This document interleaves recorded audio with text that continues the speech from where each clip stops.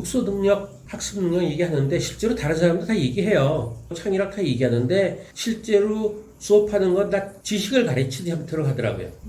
근데 저는 아니야, 능력 그대로 가르치면 되지. 기억 자체를 가르치는 기억력을 가르치는 거예요. 기억하는 힘을 가르치는 거니까.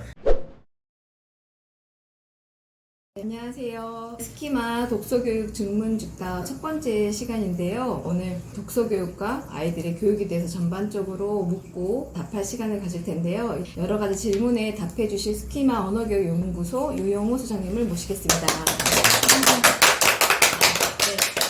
스키마 언어교육연구소가 언제 어떻게 시작된지 간단하게 말씀해 주시죠. 시작은 99년부터 했어요. 저희 아이가 2학년, 3학년 때 했는데 그때 어떤 이유로 아이 교육을 제가 맡기로 했어요. 긴 흐름으로 봤을 때 어떻게 시킬까?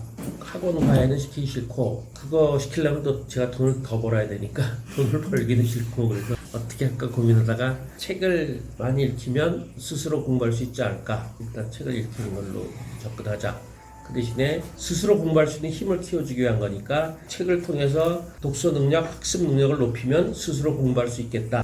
책을 하루에 2시간 정도 읽고 그 외에 다른 그 학교 숙제나 성적 이런 일체 무시하고 2시간 정도를 집중해서 읽게 시켰죠. 그래서 한 3년, 4년쯤 되니까 자기 스스로 공부할 수 있게 되고 학교 성적도 웬만큼 나오고 그래서 다행이라고 생각했죠. 시작은 그렇습니다. 그럼 시작은 자녀교육과 함께 연결하셔서 다른 학생들도 이렇게 수업을 하시게 된 걸까요? 그 전에 후배하고 글쓰기 독서학원을 좀 하긴 했어요. 그때 독서학원에서 한 달에 2권 읽고 토론 같은 거를 하는데 그때 저는 옆에서 도와준 형태여서 근데 책들 이렇게 금방 읽는 걸 이렇게 조금만 읽고 할까 그러다가 제가 그걸 이어받으면서 책 많이 읽어도 되지 않을까 해가지고 한 달에 2권이 아니라 일주일에 2권 하자. 그리고 그때 남은 애들이 좀 잘하는 애들이었고 엄마들이 우리 애들이 책을 잘 읽는데 너무 밖에서 토론하고 이런 건 양이 작아요. 좀 더 많이 읽히면 안 되겠어요. 그래서 좋습니다. 일주일에 2권 하죠. 그래가지고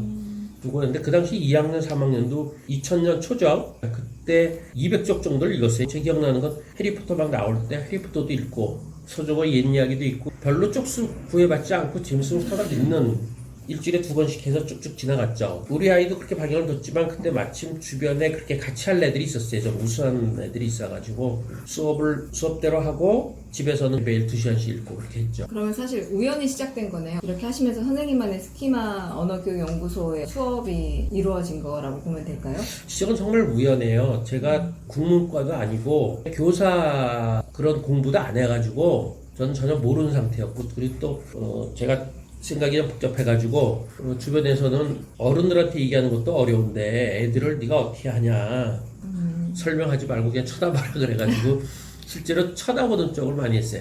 그러니까 지금 보니까 그게 관찰인데 그 당시에는 관찰이 필요하고 중요하다가 아니라 내가 말을 한다고 애들이 알아들을까? 그리고 또 하나는 내 예상과 다르게 책을 읽더라고요. 아, 책들을 저렇게 읽네? 쟤네만 그런 거야? 다른 애들 그런 거야? 왜 책을 저렇게 읽지? 상당히 의아하게 생각했어요. 책 읽는 게 좀 다르다. 좀 지켜봐야지. 우리 때하고 다르게 읽네? 근데 알고 보니까 이제 우리 때가 아니라 내가 그렇게 다르게 읽었는지 몰라도 하여튼 내 예상과 나는 달랐어요. 근데 국문과나 교사 역할을 했으면 기본 지식으로 통념이 있었을 텐데 저 그게 없어가지고 근데 그때부터 이제 막 국문과 이론들을 막 봤죠. 텍스트 이론, 뭐 스키마 이론 이런 걸 막 읽으면서 우리는 독자를 강조하니까 스키마 이론이구나 해서 스키마라는 이름도 처음부터 쓴 건 아니고 조금 나중에 썼죠. 아이들을 제가 제대로 배우지 않아가지고 어쩌면 찾아가면서 만들었다고 봐야 될 거예요. 좀 독특한 것 같아요. 그러니까 보통 독서교육은 이런 거야 라고 저희가 대학원이나 어떤 기관에서 배우고 적용을 하는데 소장님 같은 경우는 그걸 전공하시거나 배우지 않았으니까 일단 아이들을 관찰했고 또 거기에 맞춰서 공부를 해 나가신 거잖아요. 그렇게 되면서 독자적으로 스키마가 중요하다고 생각하게 되셔서 약간 처음에 글쓰기 이호덕 선생님 쪽 공부는 했어요. 글쓰기 쪽을 하는데 독서는 없었고 큰 방향성이나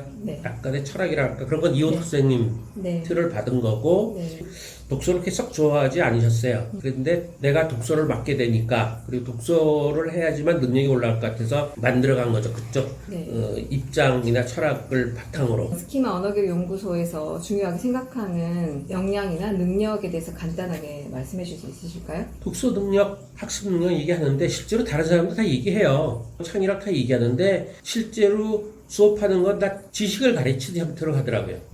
근데 저는 아니야, 능력 그대로 가르치면 되지. 기억 자체를 가르치는 기억력을 가르치는 거예요. 기억하는 힘을 가르치는 거니까 거기에 더 충실하게 갔는데 독서 능력, 학습 능력이란 말은 좀 어려우니까 저걸 어떻게 얘기할까 하는데 책에서 못 보고 제가 편하게 학부모들한테 쉽게 하기 위해서 기억력, 사고력, 독해력 이렇게 정리를 했어요. 학습 능력은 네. 그렇게 3개고 그 전 단계로 기초 능력은 집중력, 말하는 힘, 듣는 힘, 집중력이 크고 그다음에 높은 단계는 표현력, 그래서 토론, 논술, 그래서 가운데 독서 능력은 기억, 사고, 독해 이렇게 놓고서 그 강조를 한 거죠. 능력을 다른 데서도 강조를 하는데 난 거기에 더 충실하게 능력적으로 했고 그 능력이 좀 헷갈리니까 기억, 사고, 독해로 정리를 해서 기억력을 높이는 방법, 사고력 높이는 방법, 독해력 높이는 방법 이렇게 정리를 한 거죠. 예. 네. 그러면 스키마 언어교육 연구소에서 중요하게 생각하는 기억력, 사고, 독해력 그리고 더 나아가서 표현력을 염두에 두고 앞으로도